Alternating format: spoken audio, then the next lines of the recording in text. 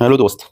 फिर हम आ चुके हैं क्या पढ़ने, प्रोटीन इंपॉर्टेंट। हमने कार्बोहाइड्रेट पढ़ा पढ़ा एनर्जी देता है, वसा पढ़ा एनर्जी देता है। अब प्रोटीन पढ़ेंगे, ये शारीरिक वृद्धि एवं विकास के लिए बहुत इंपॉर्टेंट होता है। तो हम इसके बारे में पढ़ेंगे कि प्रोटीन का नामकरण सबसे पहले किसने दिया था। प्रोटीन का बर्जीलियस साहब ने। कार्बन, हाइड्रोजन, ऑक्सीजन के अलावा नाइट्रोजन, फास्फोरस, सल्फर जैसे तत्व जब मिल जाते हैं तो प्रोटीन निर्माण हो जाता है। प्रोटीन का जो इकाई है अमीनो अम्ल होती है। मतलब प्रोटीन किससे बना होता है, इंपॉर्टेंट क्वेश्चन है। प्रोटीन की इकाई मतलब प्रोटीन किससे मिल के बना होता है, छोटी इकाई क्या है, अमीनो अम्ल। पहला क्वेश्चन। दूसरा क्वेश्चन, प्रोटीन में क्या पाया जाता है, नाइट्रोजन पाया जाता है। दूसरा अमीनो अम्ल, इसकी प्रोटीन की क्या इकाई है, अमीनो अम्ल। प्रोटीन का निर्माण देखो दिया, प्रोटीन का निर्माण किससे होता है, अमीनो अम्ल से। ये अमीनो अम्ल आपस में किस बंध द्वारा जुड़े रहते हैं, पेप्टाइड पेप्टाइड बंध। तो ध्यान रखना, प्रोटीन में कौन सा बंध पाया जाता है, पेप्टाइड बंध। तो 3 क्वेश्चन हमको मिले, क्या इंपॉर्टेंट है, बार बार पूछा जाएगा। प्रोटीन का मुख्य कार्य क्या है, हमारे शरीर की वृद्धि और विकास करने के लिए किसका उपयोग किया जाता है, प्रोटीन का। हमारे शरीर की वृद्धि और विकास के द्वारा होता है, प्रोटीन के द्वारा होता है। ये भी क्वेश्चन अच्छा। प्रोटीन से ऊर्जा कितनी मिलती है, इससे भी 4 कैलोरी ऊर्जा मिलती है। प्रोटीन से भी कितनी ऊर्जा मिलती है, 4 किलो कैलोरी ऊर्जा मिलती है।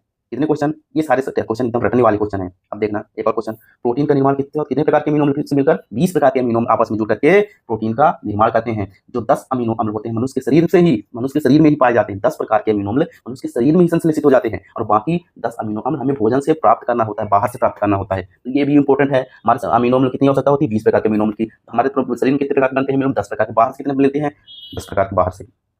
प्रोटीन की स्रोत क्या है, प्रोटीन की स्रोत मशरूम। सबसे ज्यादा प्रोटीन किसमें पाया जाता है, मशरूम में 80% प्रोटीन। सोयाबीन में सबसे ज्यादा कितना परसेंट, 46। मशरूम में सबसे ज्यादा, सोयाबीन में कितना, 46%। अंडा, मछली, पनीर, दूध, चना, दालें, बादाम, मूंगफली आदि सभी में प्रोटीन पाया जाता है। एक एक चीजों को याद रखना है, पता होना चाहिए प्रोटीन के स्रोत हैं ये, हमारे यूज के लिए हमेशा आएंगे।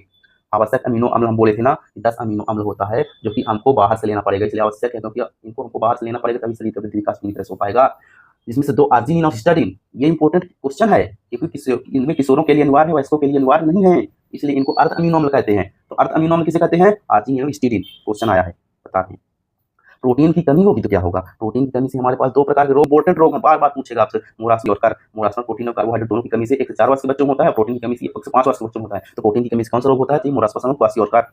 प्रोटीन के कार्य देख लेंगे साथ में ना, तो पता चल जाएगा कौन सा प्रोटीन कहाँ पाया जाता है, उसको थोड़ा ध्यान रखना है। तो प्रोटीन के कार्य हीमोग्लोबिन के रूप में, प्रोटीन हमारा क्या करता है, हीमोग्लोबिन के रूप में हमारे गैसीय को आदान प्रदान करता है। कितनी बार पढ़ चुके हैं, प्रोटीन हमारे गैसों में आदान प्रदान करता है, ऑक्सीजन के साथ जुड़ करके हीमोग्लोबिन बनाकर। कितनी बार पढ़ा हम, तो हीमोग्लोबिन कौन सा प्रोटीन काम करती है, ग्लोबिन प्रोटीन। भोजन संग्राहक के रूप में अंडे में कौन सा, याद रखना, अंडे में कौन सा प्रोटीन, एल्ब्यूमिन। दालों में प्रोलैमिन, अनाजों में ग्लूटामिन यानी ग्लाइडिन, दूध में केसीन प्रोटीन। ये याद रखना है कौन सा प्रोटीन कहाँ पाया जाता है।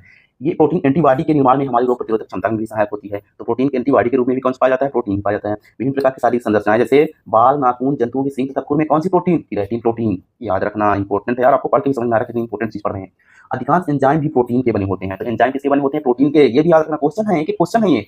ग्लाइडिन गेहूं एवं अन्य अनाजों में पढ़ चुके। जिन प्रोटीन कहाँ पाई जाती है, मक्का में पाई जाने वाली प्रोटीन कौन सी, जिन प्रोटीन। मांसपेशी प्रोटीन, एक्टिन और मायोसिन। एक्टिन और मायोसिन कौन सी प्रोटीन है, मायोसिन प्रोटीन है। मांसपेशी प्रोटीन, मांसपेशी जाती है, एक्टिन और मायोसिन। कोलेजन तंतुमय संयोजी ऊतक के निर्माण में कौन सी प्रयुक्त होती है, कोलेजन प्रोटीन।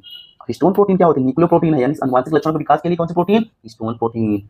जल जीव तंत्र में सर्वाधिक विलेय अणु कौन सा है, प्रोटीन अणु है। अब इसके बाद हमको प्रोटीन पढ़े, दोस्तों 5 मिनट में इतनी सारी तरीके अच्छे तरीके से प्रोटीन हमने पढ़ लिया। अब आपको परेशान होने की जरूरत नहीं है, बहुत अच्छे से आपने कार्बोहाइड्रेट, प्रोटीन, वसा पढ़ लिए तीनों। अब हम पढ़ लेंगे विटामिन अगले पार्ट में। दोस्त छोटी छोटी वीडियो में आप कितनी सारी चीजें पढ़ ले रहे हो, बहुत सारी चीजें पढ़ ले रहे हो दोस्त।